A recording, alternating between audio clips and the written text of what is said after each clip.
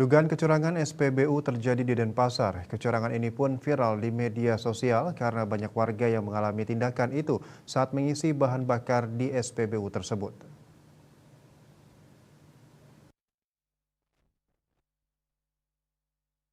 Menindaklanjuti dugaan kecurangan ini, Area Manager Communication Relation dan CSR Jatim Balinus, Ahad Rahidi mengatakan tim Pertamina SA Bali telah melakukan pengecekan CCTV di SPBU itu.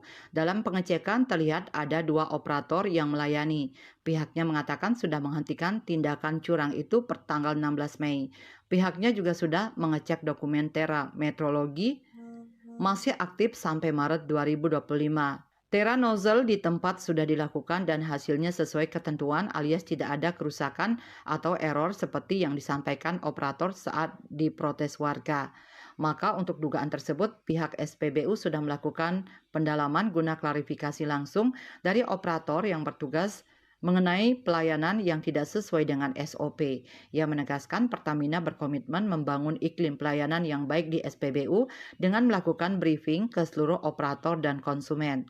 Sementara itu, Hiswana Migas Bali, Dewa Ananta enggan berkomentar terkait hal ini. Menurutnya informasi cukup satu pintu di Pertamina.